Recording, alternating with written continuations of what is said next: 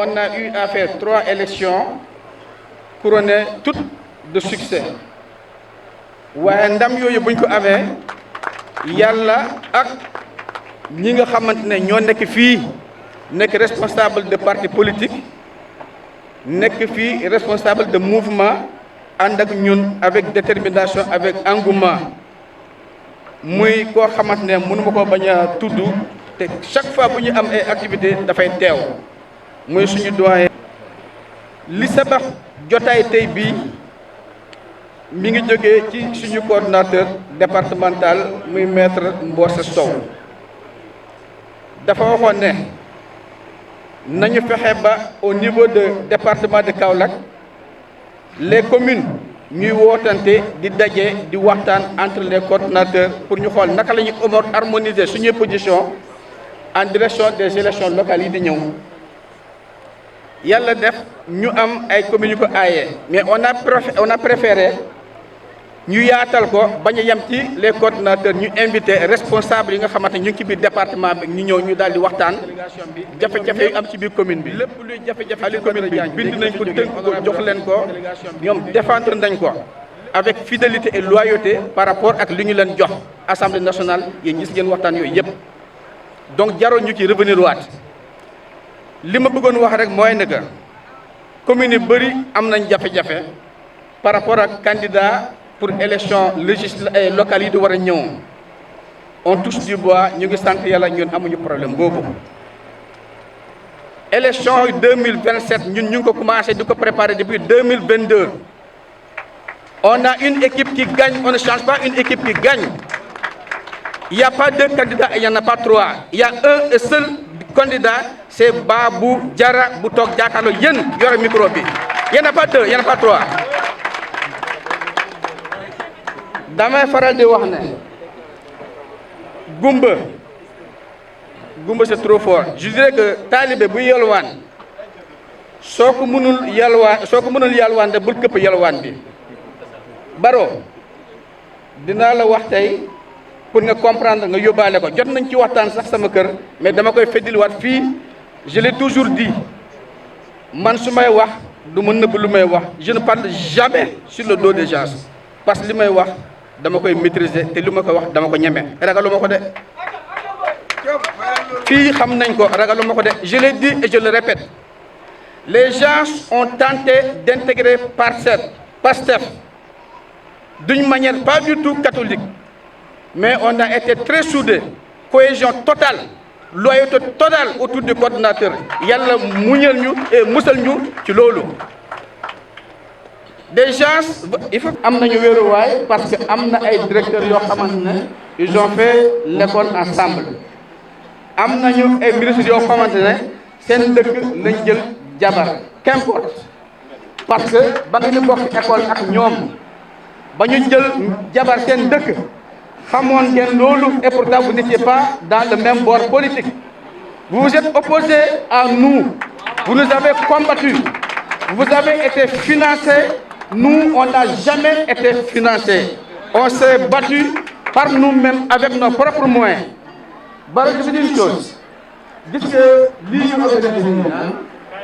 amul kenn koo xamante ne daf ñoo jox xaalis wala daf ñoo jàppale ci quoi que ce soit lu war a ñëw la xëy na après lay ñëw. donc le choix pour la patrie loolu la ñuy appliqué boobu ba léegi. ñun on avait fixé des barèmes pour cotisation yi ñu ne les doctorants ñaar fukki junni ngeen di cotiser les professeurs fukki junne enseignants yi ñeenti junne ñeneen ñi lu waay am nga indi xeebuñu yéemuñu les gens ont cotisé gis nañ ay baykat yoo xamante ne jaayee bu ñu seen gerte amuñu xaalis mais dañoo cotiser ba jox ñu ñetti junne pour que ñu jàppale ko ci journée bi des gens ont cotisé 100 000 francs waa dama ne parti politique bu nekk au pouvoir bu fekkee ne yow say militants ñu ngi continuer di am idée patriotique boobu di cotiser di ñafe di dem ci élection di gagner dem ba nekk au pouvoir je l'ai toujours dit on est au pouvoir mais sans le pouvoir mais qu'importe c'est pas grave ñun on continue parce que conviction moo ñu fi dugal. docteur Babacar Diop joxe na 100 000 francs 100 000 francs ñaar fukki junne yooyu am na fu mu xaj de ñaata saako ceeb la da nga xam nu mu toogee peut-être que toogaayam jekkul mais bëgg-bëgg pas-pas bi moo ko ci poussé fii nga gis ñoo xamante ne cotisé nañ ba cotisé téeméeri dërëm 500 francs wallaahi bu fekkee ne nag y a des plaisantins yoo xamante ne il pense que mën nañu jàppaat des chemins contournés ñëw fii fexe ba am ay lobby pour gagner ay élections ñëw jiituñu fii Pastef commune de Kër Socé je vous le dis wallaahi du ay caaxaan ñun duñu ko nangu tey duñu ko nangu suba duñu ko nangu ginnaaw suba par A ou par B c'est impossible par n'importe quelle alchimie que benn responsable APR ñoo diriger ñu fii ci commune bi te je vous dis une chose parti au pouvoir bu perdre élection à la base c'est l'État parce que ñun on est dans le monde rural je vous donne benn anecdote du ma ne anecdote sax benn exemple baykat boo nee nawet baa nga jublu si sa waa kër yi ñu dugg ci àll bi dem ruuj préparé wallaahi bu fekkee da nga bëgg nawet bu baax joxoo leen jiw joxoo leen gerte engrais joxoo leen jumtuwaay danañ dem ci àll bi de bëgg wut de mais nawet bi nu mu waroon mel mun du ko mel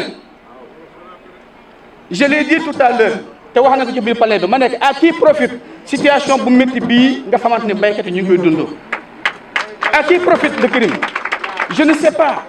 ñun loolu gën lu ñu juróom-ñaar fukki dëkk ak benn nga wër ko du benn yoon du ñaar yoon du ñetti yoon du ñeenti yoon ngeen wax ak askan wi ba ñu nangu élection yi ñëw na moi je l'ai toujours dit Pastef est arrivé au pouvoir avec un discours clair Pastef musul musul cax ay militants c'est pas le moment où tout le monde est derrière nous ñuy cax lu ci mënti am nag gouvernement bi génn tenir un langage clair net concis et limpide baykat yi xam fan la ñuy teg seen tànk dama jógee Dakar di ñëw yegguma sama kër ma dem di seeti sama rakku yaay dana guddal tuuti nag parce que c'est très important loolu moo tax ñu def réunion bi waxtaan bii nii ba ma ñëwee jëkkëru sama grande sœur bi sama xarit la daf may tooñ mu ne ma dénk nañ la ma ne la waa dénk ngeen ñu mais gis ngeen changement yu ñu def wàññi nañ ceeb bi wàññi nañ diwlin bi commencé di lim mu ne ma waaw gis nañ loolu waaye itam kaay gis ma topp ko mu ne ma gerte ba nga ñu riime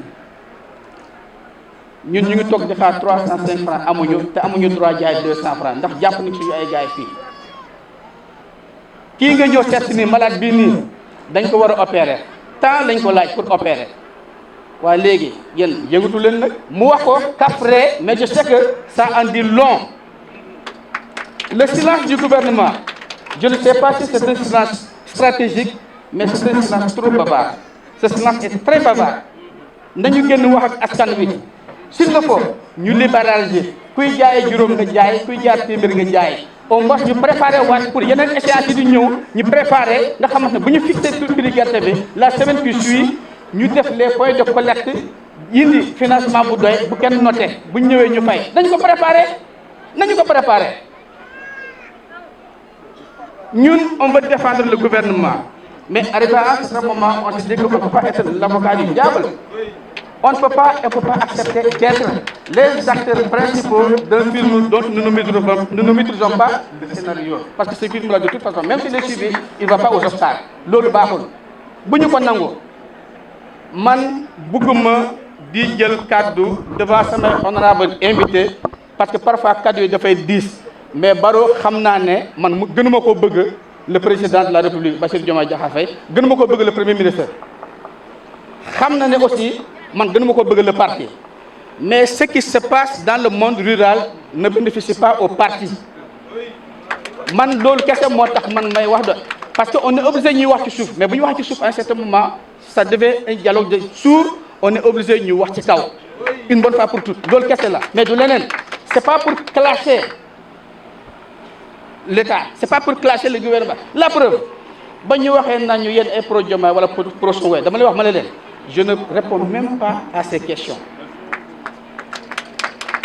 Je ne réponds même pas à ces questions. Nous devons être unis. Évitons les discours clivants. Ça ne nous profite pas. Je peux comprendre wax ju mel noonu que ça vient de l'opposition, de l'autre côté. Mais ñun suñu biir yow bala nga pro Diomaye, pro Sonko. De toute façon, il y aura un 28 décembre et un après 28 décembre, avant 28 décembre. Regarde-moi ce genre d'idées tordues dans la tête. Nit di ko waxtaanee ci biir panel bi. Ma ne ñun on est ni pro Diomaye ni pro Sonko mais on est pro Sénégal et pro Pastef na ngeen ñu may jàmm une bonne fois pour toutes na ngeen ñu may jàmm une bonne fois pour toutes ces histoires de pro là ça vient après ñu on était dans Pastef une décennie avant que lii di xew donc dama koy wax képp ku nooy bopp yore toj boo xamante yore une tête légère ngelaw ba ndaw bu ëpp yóbbaale la loolu vraiment ñun Pastef commune de Kër musal leen ñu ci fii laay daanelee di wax encore une fois ne si on loupe les élections ici dans la commune de Keur Socé ce n'est nullement de notre faute ce n'est pas de notre responsabilité je dis tout de suite parce que qui peut le plus peut le moins sans soutien sans dara ngay gagné ay élections un coup de pouce mbërigo la ci bartal rek booy laal rek day dem donc laal leen mu dem